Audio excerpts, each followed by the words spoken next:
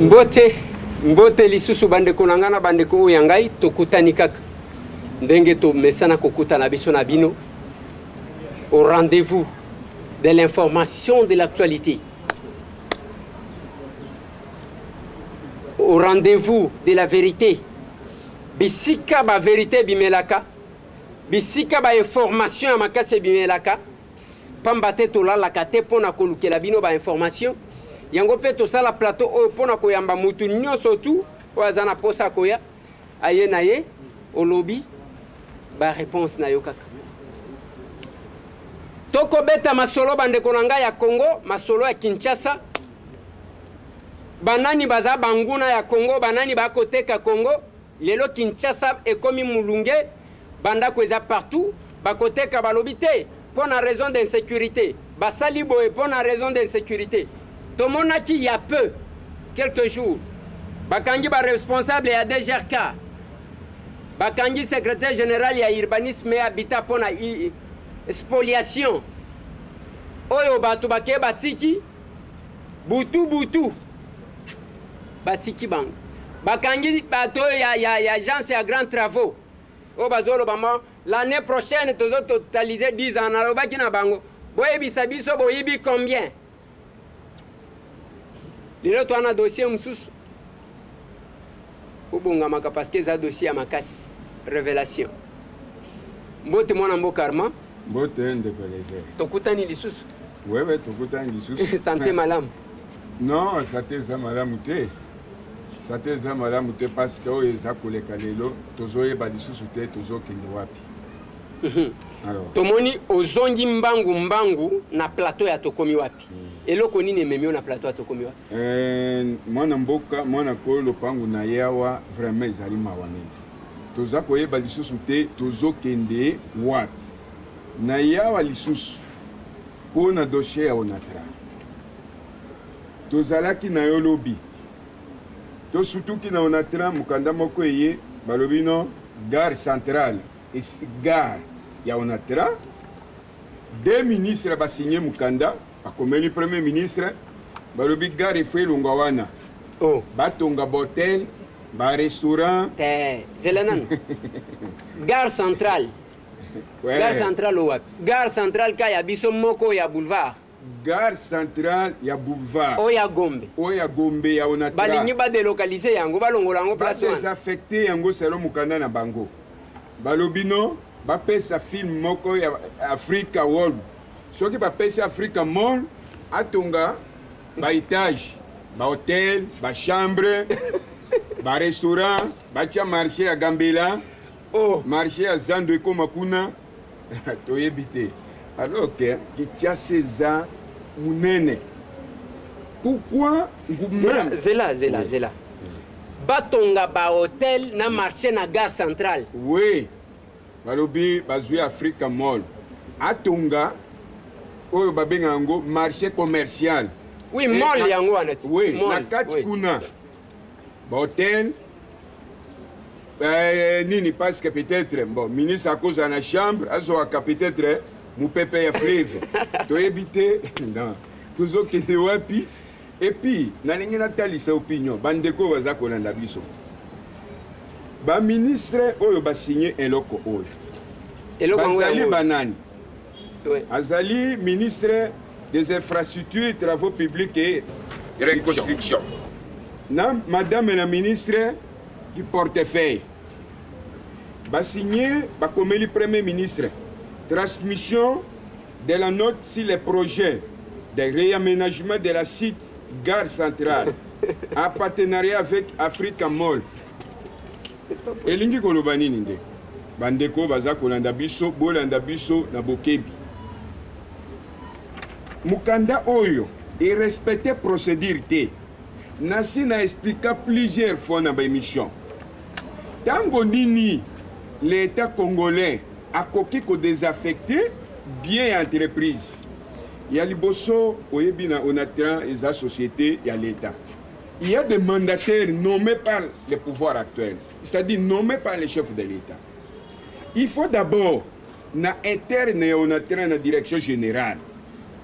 Des directions générales ensemble na ba partenaires sociaux parce que ko toucher l'intérêt ba travailleurs ba sololi déjà sali proposition et que na conseil d'administration est côté dans le conseil est côté et s'il paraît PV il faut procès verbal et à conseil nde procès verbal wana to bandimi to baboy mais na uti ko yebisa yo que DG il faut consulter d'abord ba partenaires sociaux c'est-à-dire quoi parti travailleur parce que les locaux wana ndenge bango batie ke kende na niveau ya société oyo na kati kuna makambo bakomi yé privé kozwa 70% ya recette l'état congolais balobi le gouvernement bakozwa 30 on a travaillé c'est une tangu dolobaka que l'era kala tangu ba comité de gestion ezalaka représentant ba travailler azaki ko lisu ya munene ya basali ezalaki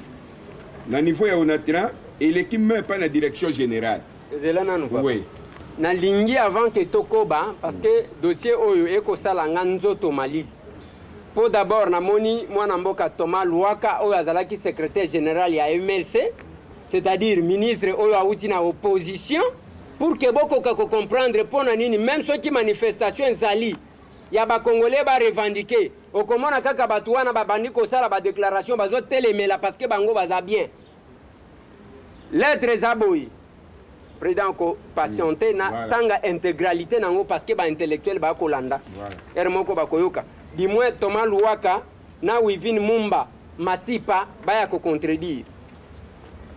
Ministère des infrastructures, travaux publics et reconstruction, le ministre Babandi République démocratique du Congo.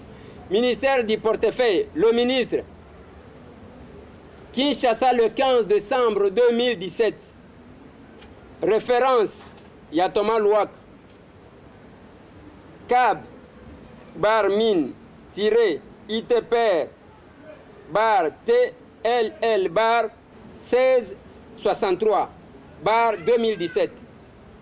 OEP Mumba numéro référence numéro 2761 bar mine mine PF bar PB bar CM C SP bar Wivin Mumba Matipa, donc WMM 2017. Awa bar Thomas Luaka nde oyo ba brégé ba kombo na bango. Transmis copie pour information à 2 points. Son Excellence Monsieur le Président de la République, chef de l'État, avec l'expression de mes hommages les plus déférents. C'est au palais de la Nation à Kinshasa Gombe. Monsieur le secrétaire général du gouvernement à Kinshasa Gombe, à son Excellence Monsieur le Premier ministre chef du gouvernement, avec l'assurance de ma très haute considération, c'est au hôtel du gouvernement à Kinshasa Gombe.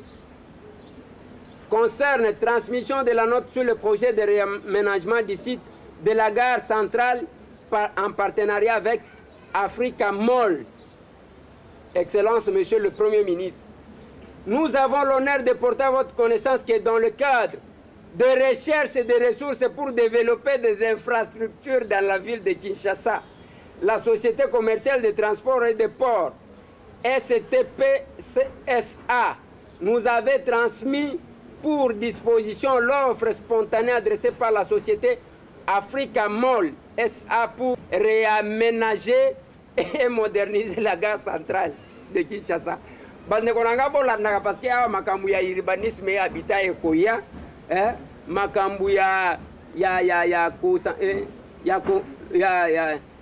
mobiliser ko rechercher ba ressources pour développer les infrastructures na Kinshasa ezali. Ce projet a été soumis à la compétence du gouvernement étant donné que le site de la gare centrale sous gestion de la STP SA relève du domaine public en feu. Pour réaliser ce projet en partenariat avec des privés, il devra être procédé à la désaffectation de ce site du domaine public. Boyo kabande konangai na lobaki na bino ti stade kokende. Ti stade de martyrs kokende. C'est dans ce cadre que nous vous soumettons la note en annexe pour que le gouvernement autorise non seulement la désaffectation de ces sites du domaine public, mais aussi la conclusion d'un accord cadre avec cette société spécialisée dans le domaine des infrastructures multidisciplinaires cités ci-dessous en vue de réaliser ces projets. Ces projets visent à développer en partenariat avec des privés sur les sites de la gare centrale, une zone commerciale comprenant des hôtels, appartements, bureaux, centres commerciaux et immeubles emblématiques en gardant le caractère historique du site et la mission de la SCTPSA en tant qu'exploitant ferroviaire. Compte tenu de ce qui précède, nous vous prions d'autoriser l'examen de ce dossier en urgence. En urgence par les commissions ministérielles du gouvernement, notamment les COFIR, avant la saisie du Conseil des ministres. Nous vous prions d'agréer, Excellence, Monsieur le Premier ministre, l'expression renouvelée de notre très haute considération. Ah, quand même, comme notre, mais l'icolo est là qui demet. Donc, il n'y a pas de crime parfait. Bon, yango mukanda totangi ao. Hein? Nakoya kokota na makamusu. Sala kasi commentaire. Balobi ba saisi sa bino. Alobi ke bino nde bo saisi sa gouvernement. Bino STP. Hey, ezali lokuta. Nakopé sonda kisa. Pour battre désaffecter bien public. Zela natangi komba ba to ba signer. Ba to ba signer Thomas Luaka Losenzola a signé. Wivine Mumba Matipa.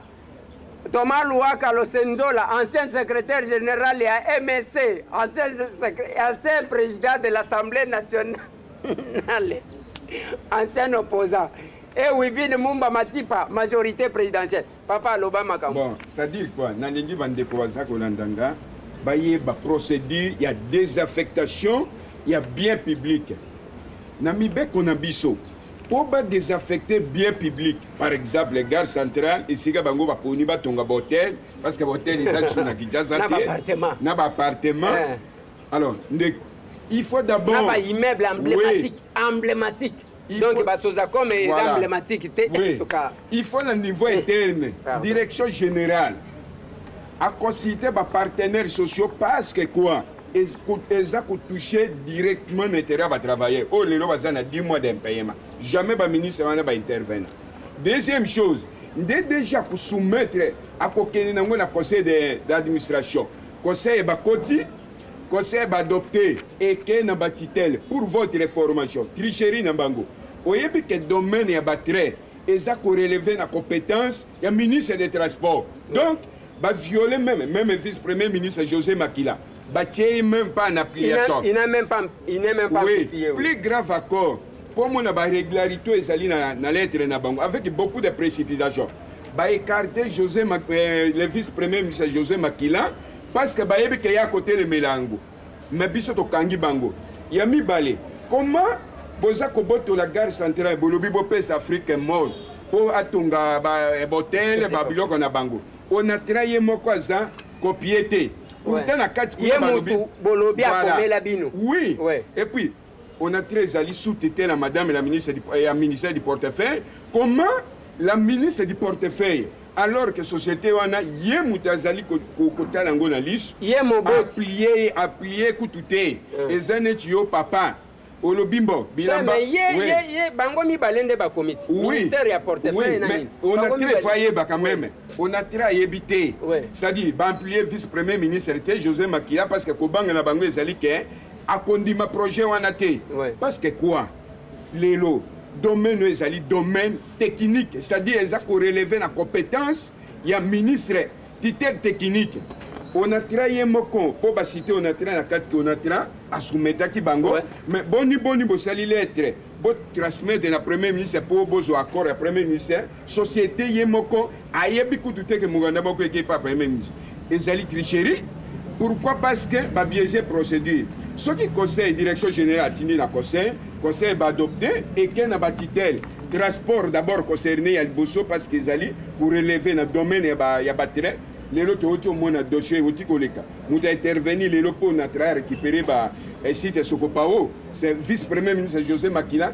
pourquoi les rwanda maman na mona nakate oya portefeuille na lobaki na émission nanga dernièrement pourquoi silence naï c'est parce que projet na bango ya portefeuille on est en train de privatiser mais ça c'est la privatisation.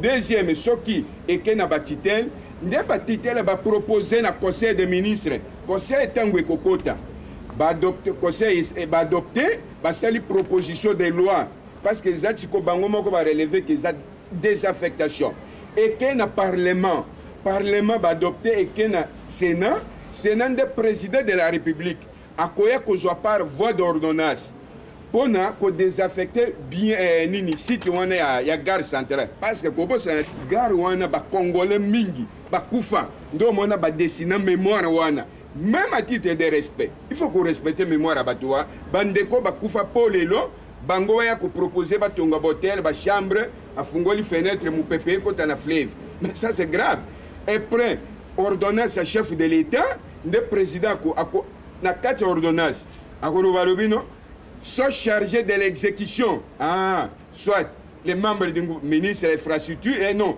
ministre des affaires foncières ministre urbanisme et habitat ministre à portefeuille et puis ministre il y a transport mais au moment est-ce que va évaluer parce que il faut que dans le marché public RMP autorité de régulation des marchés publics bah ça l'expertise bah y a valeur parce que l'état congolais quoi a désaffecté en gros bah y a valeur nette et coûter combien violation à violation voilà bah commis et puis plus grave bah commis dans notre technique na bango adressé au premier ministre notre explicatif bah lobby na premier ministre privé ou en Afrique Mall à cause de 70% ya recette. Zelana tanga papa, zelana tanga place wana parce que na monaki angopé.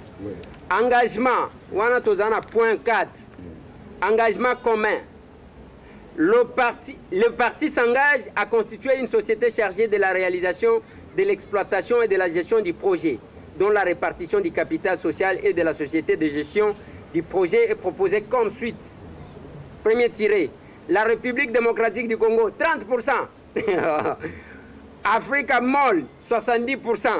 Les engagements des partis et la gouvernance de la société à constituer seront fixés dans un pacte d'actionnaires à conclure entre le parti. Ah voilà, voilà ndekopomona précipitation et tricherie ya ba ministre nana lingaka signer contrat na société Africa Mall. C'est l'ONATRA s'il s'agit par exemple parce que domaine wana l'État congolais appelle ça ONATRA. Madame la ministre du portefeuille pour Yemudazali titel administratif ya ONATRA. Alingaki d'abord a imposé ou bien a instruire ONATRA va approcher société on va signer contrat on a la société mais pas des affectations parce que des affectations projet na bango ezali et longwa na part on a et comme on a part privé et puis plus grave balobi République démocratique du Congo a 30% et c'est quand on part à travailleurs parce que na 30% on va déterminer que on a autant parce que lobby et na zwa ko annoncer yo maman on a portefeuille a signé lettre moko yena on a à lobby makambo ba réforme mais il a dit que projet na bango ezali pour ba démembrer société wana et puis c'est grave encore tant ba lobby qu'on a tra mutatinde la kibiso mais il faut pas prouver biso d'abord PV ou direction générale à solo la qui n'a pas partenaires sociaux parce qu'il faut biso de autres intérêt ya ba travailleurs aussi PV procès verbal et conseil d'administration parce que bango bazolo banon PCA signé à lettre. Maintenant, PCA a engagé le conseil et le conseil d'administration. C'est-à-dire qu'il y a accusé réception, na kobanga. Parce que ce qui a signé quitté, balinga ba betaï gogo va suspendre. Kobanga wana peut-être a signé. Mais il a engagé le conseil parce que le conseil, il faut procès verbal. C'est ça la procédure. Comment le ministre au baza nommé?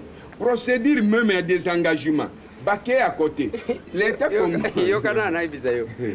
Bandeko. Awa na next yoka makamba zoloba balobi kin cabine za kin cabine omoni soko liki ko atre sep bungu na sekuna de gare linge ko makuna voilà qui va visiter balobi bakende ko tonga gare centrale kota kin cabine voilà yami bale bandeko boyo kanenge bazoloba érigé au profit de la STPSA dans la zone industrielle de Limité. il faut pas qu'il y ait limité. 2 nouveaux hangars, 2000 bangars, il y a 1000 mètres carrés chacun. Papa, l'oba makamkayo. Alors, bangar mi balé, il y a 1000 mètres. Na lobi boy. 1000 mètres carrés. Na moko. Au moins, une place, ma pesa qui va pour une Tshisekedi na cimetière à Gombe. Baloba qui 500 mètres carrés. Si ko bazwa distance wana ya kokunda mutu basala ngo 2. Comme ça nde batongeli et on atra bangar mi balé kuna na limité. Gar balongoli yango wana et ke côté à kin cabine. Loba papa. Alors, la mauvaise direction, il y a qu'orienter par exemple les requêtes. Le premier ministre a compétent pour tracher. Non, parce que procédure est le biboy. Il faut aller dans la direction générale et qu'il y a un conseil d'administration et qu'il y a un bâtitel d'ailleurs, transport, portefeuille, va soumettre au conseil des ministres et que le Parlement, Sénat et puis le président est promulgué.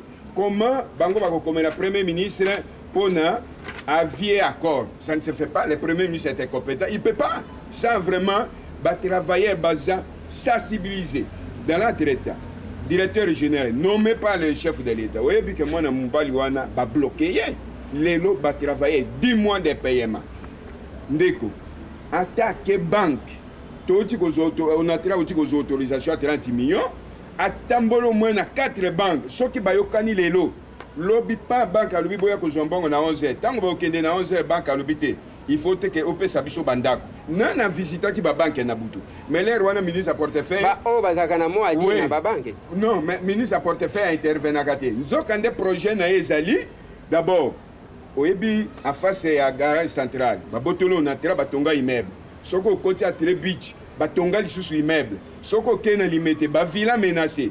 Oye na commerce awa ex-ndako ex-ndongala babotola lelo tozolo bana bamoni ba libanais na ville du commerce baza ko mesurer 6 villes onatra et portefeuille aye ko ça lisusu bêtise mais bamona ki ba mususu omoni nzela poilu bazo mesurer bazo tala on veut donc on veut tout vendre mais naza ko yebisa ezali mawa comment ba komeli premier ministre ça que vice premier ministre les concernés d'abord à Zati. Et on a train à Yébikouté que le premier ministre, pourtant la Katipuna Batango, si les plats du droit, ils ont torse. Parce que madame la ministre, il faut prouver Bisson. D'abord, PV à direction générale, réunion avec les partenaires sociaux, transformation des entreprises publiques à société commerciale. Et ça ne pèse nulle part. Droit na ministre à portefeuille à désaffecter bien de l'État. C'est là oui. Parce que Bazami Bali. Oui. Relation nini sur parce que Thomas Loua Kassala droit bien que aboya yango akoma historien akoma Kamba Ibwachi akoma prof Ndaiwel akoma nani prof Chisungu ba Robert Ngambi ba historien bon relation nini za entre STP na ministère ya infrastructure relation exacte c'est pour la collection tricherie voyez bi projet aboye et l'ingakeza na conformité à liboso les dettes telles transport na portefeuille mais bango bakoya ko saisir bakoya ko zo dossier après avoir ce qui réunion conseil d'administration et koti nde bango mi balé pour pas soumettre na conseil des ministres oye bitina na lobaki na émission moko nde to lobaka na mona mboka muzito transformation ba entreprise publique à société commerciale koti ka titel moko ezako boma ba entreprise lelo tusuki wapi ndeko naza ko yebisa yo donc mona mboka Adolphe Muzito nde muto aboma atika titel moko oui mais ye muto azana base à réforme conséquence nango yango wana d'abord ye aza muto liboso faut senga peuple pardon parce que ye muto azaki premier ministre il s'est précipité lelo tusuki wapi ya zolo bono ya longwaki na ye oyo bayaki fallait basala suivi bakosala suivi ndenge nini matata ye kokuta le premier ministre matata ye kokuta baentreprise ezalaki déjà oyo babenga yango transformé batie bamandataire oyo bakokaki mais lelo conséquence nango deuxième chose est-ce que ozoyebaka même portefeuille wana basigné baimpose onatela contrat moko na baside africain ya balocomotive oyo onatela kobénéficier moins de 20%. C'est-à-dire tout ezokende na privé mais yebisanga. Mais ça c'est grave. Même le portefeuille en 2016, En imposant, on entra 10 millions de dollars. Après ça, on entra, SNC, c'est 10 millions de dollars. SNC, Société de l'État, on entra Société de l'État, dans imposition à portefeuille. On entra Bimisa 10 millions de dollars, après ça, on a Congo Airways. Par Sikol, on va bien Ango, Nini, par ya on entra, et Zawapi. Parce que par actionnariat, les gens vont travailler à 10 mois d'impayement de salaire. Implication ministre à portefeuille. Auprès même de la banque, parce que DG Lelo a bloqué. A bloqué pourquoi? Parce que, tant que les messieurs vont nommer, pas pêcher au pouvoir, mais aux le pouvoir était à Kozombongo. Portefeuille a bloqué. Portefeuille suivi les athées. Baza quoi aider. Et les portefeuille abîmé à l'obino, induire même, vraiment, comment même moi, Namboka Thomas Loak. Oh, Tolanda Kémicho, je connais les Congo. Toloba, je peux continuer l'histoire, je connais les Congo. L'air Moko Boye, la période Moko Boye, gare centrale, désaffectant. Bateka Yango, je connais les Congo. Oui, mais quelle est la relation? Parce que tu aussi te débordé na minute na biso. Oui, na lingina so qui en tout cas pour na biso pas travailler ba mobiliser. To sengi na chef de l'État à s'impliquer personnellement parce que tant que ko dénoncer, tant la ba ministre na ba gafo ba ko sala. Deuxième chose, situation ezako lega nonatra. Mais bango ba batali bosse faut pas faire sa société on appui et pour na biso projet on écolégalité parce que premier ministre a désaisi du dossier. Ils ont la compétence et que ceux qui, Premier ministre, a fait autre chose, va travailler tout comme marché. Tout ça va Congolais. Président, l'hôpital zone unité, cohésion. Mais elle a poussé, va te manabanzela. L'hôpital va voilà, et boyina boye, si c'est là, va maintenant, va provoquer Bassal. Oui, ça l'a caté. C'est pour vous dire que Bandeko, Baza Kolanda, bon fungola mis parce que domaine public, mais il faut pas développer même au Babengango vers Bakongo.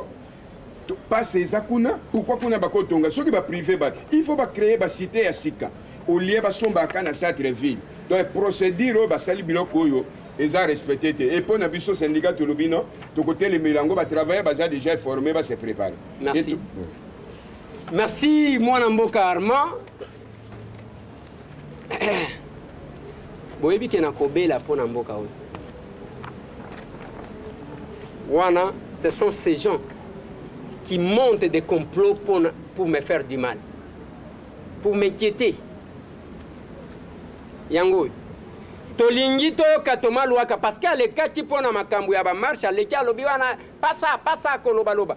Donc watangwa bazolo ba d'abord son excellence monsieur le président de la République, chef de l'État, avec l'expression de nos, il fallait que beaucoup de nos sentiments parce que vos amis balé de mes hommages les plus différents.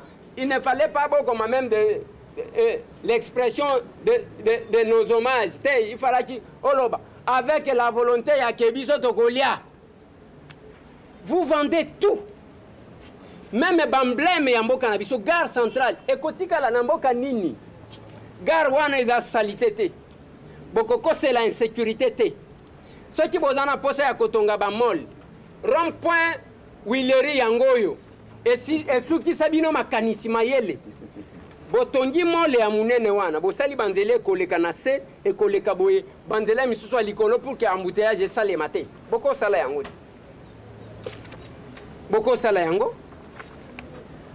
mais vous allez même bande konangai boye mutu alobate dès que balobi bakosala complot bakoza kombo na ye na réunion batie yango wana umukamate.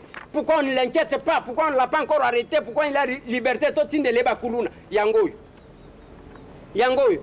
Et je suis trop sûr que cette lettre, n'a habité. Atta et pas chef de l'État, n'a limité que Oyo, n'a lobby boy. N'a dit comment va fonctionner. Parce que Oyo, Nzambenanga, n'a lobanine. Et le quoi boy, côté gare centrale. Na belela na ba congolais ke kalate ba côté ka stade des martyrs ya gare yango ozomi tuna d'abord ministère ya travaux publics na infrastructure ye ko sala nini na makambo oyo moboti mama ministre ya portefeuille mama Wivine Mumba oyo azalo kola moboti ya onatra parent ndozolo bale bozo mwana wana boteka ye. On va solder.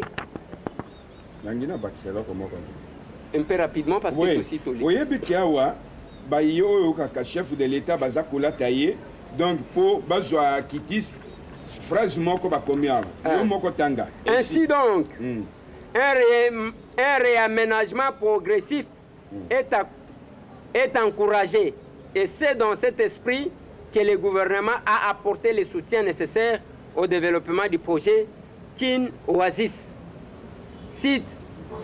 Cité Joseph Kabila. Yo kanenge bazobenga. Oyo batonga na kan kokolo. Balobi Kin Oasis. Bazobenga ngo Cité Joseph Kabila. Sur le site de Bandalungwa Pépinière et du projet Cité moderne sur le site de la foire internationale. Ça là vraiment. C'est-à-dire awa bazwa protection. Bakeko bamba chef babino to lukeseka moko cité moko bapesa komba chef de l'état comme ça tango bakomona boye ba non donc kuna na gare sikoyo bakopesa ngo mol mama Olive obire Bruno Chibal nzambe na ngai mutema passe ata soki bomoni to koseka ça nous fait très mal okomitu na bandeko na ngai mboka oyo eza wapi. On est en train de se partager. Awa, est-ce que Rwanda aliawa? Yangona tuna kabande konang. Awa, batumi bale oyo ba signé. Wivine Mumba Matipa, na Thomas Luwaka, Los Angeles. Rwanda aliawa. Rwanda zaliawa. To Burundi, to Uganda awa. Aliawa. Nous-mêmes, bisomoko ba Congolais. Tozo sala kindoki ya moiboy. Ngai na mona tank pendant que Thomas Luwaka azalaki secrétaire général akoya ko contredire biso akenda ko kanga ba photo na gare centrale wa matata ngoyo ya majorité azalaki bozo critiquer ye il n'a pas vendu gare centrale bien au contraire abongisi omoni bato manyema bazaka bato soin kweto akutoke boy soka ilungwe mupini ibaki yango moni même tango atiki jardin du premier jardin de premier propriété ya modèle wana ya matata bolo bateke nazo salele nini nakuta na kana matata te d'ailleurs akenda ko tonga université kunanga na telemela ye na lobi fala ki tongela biso aéroport ya bien matika propre jardin de premier vie badi tango akomi kuna toyoki ke bake koteka na ba tableau matata tikaki oyoka bambata général Kasongoyo abeta le premier ministre oyo abeta ma bambata mukolo akobima ezaka Sami Badibanga likolo Jeep un homme d'affaires de son état Mutambongo Sami Badibanga mtu anzalata mais quand même babete bambata likolo Jeep Bieti basa zakuna bas split oyo matata tika ezotanga mai toilette mtu akota te salité atikeli bino asali place des évolués matata sali gare centrale one lelo Thomas Luwaka qui est venu de l'opposition oyo ezalaki ko critiquer matata ponyo il veut vendre en complicité na mama Wivine Mumba et bino na ba service kolandaka biso kobetaka biso parce que tosali couverture azo luka banini